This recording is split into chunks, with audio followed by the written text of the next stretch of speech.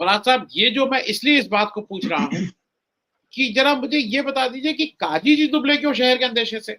Iran और America में बात चल रही थी, 5-6 राउंड हो चुके थे और राउंड भी चल रहे थे, डिसआर्मामेंट की बात थी, मैं उस डिटेल्स में नहीं जा रहा। हालांकि ये भी अजीब सी बात है कि वो सारे देश अपना न्यूक्लियर बम बना लेंगे और फिर कहेंगे तुम नहीं बना सकते। एग्जैक्टली। मैं उस डिबेट में नहीं जा रहा हूँ।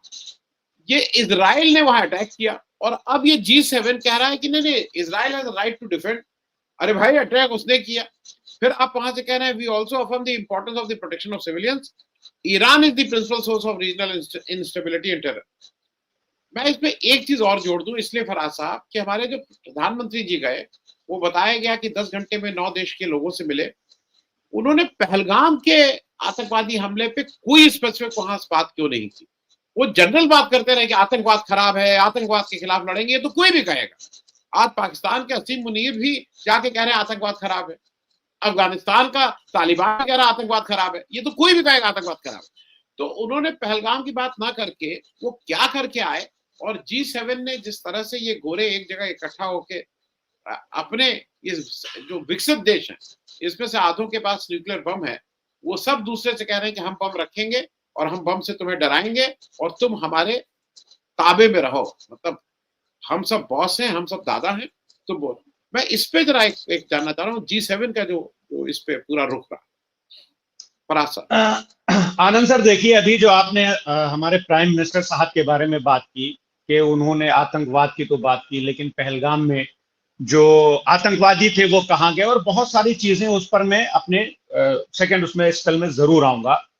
लेकिन उससे पहले अभी आपने कुछ बात की कि G7 के जो कंट्रीज हैं उनका स्टेटमेंट और गोरों की कुछ बात की।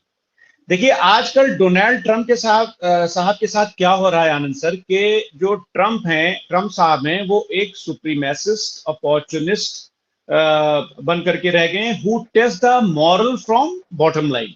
ये तो सब लोग कहते हैं। अब देखिए आज दुनिया कैसे चल रही है। अभी आपने बात की गोरों की। अगर हम आनंद सर यूरोपियन लीडरशिप की बात करें, specially Britain, France and Germany, तो कभी भी इतना अयोग्य और नैतिक रूप से इतना दिवालिया नहीं लगा जितना आज लग रहा है। अब देखिए, इजराइल जो कि होलोकॉस्ट का एक सबसे ज्यादा जिसके ऊपर अन्याय हुआ, अत्याचार हुआ, हिटलर ने जब किया था, गैस चैम्बर में डाल करके उनके लोगों को मारा गया था। तो अभी क्या है कि अगर एक सेंटेंस में इंग्लिश में बोलो आनंद सर, कि जो होलोकॉस्ट है, the holocaust was suppose to teach the universality of human rights. अभी आपने ह्यूमन राइट्स की बात की थी ना, and the immorality of targeting people for their identity यहां पर इंपॉर्टेंट चीज है। तो होलोकॉस्ट से हमको और खासकर इजराइल को यूनिवर्सैलिटी ऑफ ह्यूमन राइट्स सीखना चाहिए, क्योंकि शुरुआत में आपने ह्यूमन राइट्स की बात की थी कि मानव अधिकार जो है वो सर्वोपरि है, और किसी की पहचान के आधार पर उसे निशाना बनाना नैतिक रूप से गलत है। लेकिन अनफॉर्चुनेटली जो यूरोप के कंट्रीज हैं, ना तो वो समझ पा रहे हैं और ना ही इजराइल समझ पा रहा है। अभी हमारे को पैनलिस्ट ने बात की कि हमारे भारत के एक खास विचारधारा के लोग इजराइल के साथ खड़े हैं। मैं इसमें यहां पर थोड़ा करेक्ट करना चाहता हूं। वो इजराइल के साथ भी नहीं खड़े, वो इस बात से उनको सैडिस्टिक प्लेजर मिल रहा है कि गजा में 60,000 लोग मर गए। हो सकता है कि आपको थोड़ा सा ये बात कुछ अजीब सी लगे। मतलब एक खास तरह की विचारधारा आज हमारे देश में भी पैदा हो रही है कि अगर गजा में 60,000 लोग मार दिए जाएंगे तो वो बोलेंगे कि वो तो बेसिकली हमास के आतंक, जो कि गलत किया था हमास के जो आतंकवादियों ने इजराइल पर जो हमला किया था उसका बदला है। तो आप अक्सर ट्विटर पर आप देखिए कि हमारे लोग अक्सर ये बात करते हैं। खैर, लेकिन हम बात कर रहे थे गोरों की। आपने क्योंकि गोरों का नाम ले लिया, मैंने लिख लिया था इसीलिए, तो थोड़ी सी उसके आसपास ही चर्चा करते हैं। अगर हम यूरोप की बात करें तो वो यूरोप, आनंद सर, वो यूरोप जिसने यूनिवर्सैलिटी ऑफ ह्यूमन राइट्स की नींव रखी थी, ये मतलब मैंने पढ़ा है, आप ही लोगों से सीखा है, आप ही लोगों की किताबें पढ़ी है मैंने।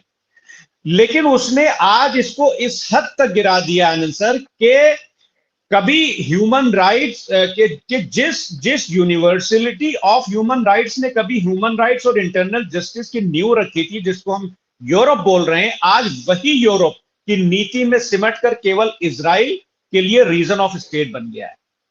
मैं ये किसकी बात कर रहा हूं? मैं ह्यूमन राइट्स की बात कर रहा हूं। अब आप एक चीज देखिए कि गजा में जब एक पूरी आबादी को घेराबंदी करके, बमबारी करके और भुखमरी का सामना करना पड़ रहा है, तब भी आनंद सर यूरोप की इंटरनेशनल ऑर्गेनाइजेशन, मैं ऑर्गेनाइजेशंस बोल रहा हूं, उस इनजस्टिस को जस्टिस का चोला पहनाने में लगी हुई है।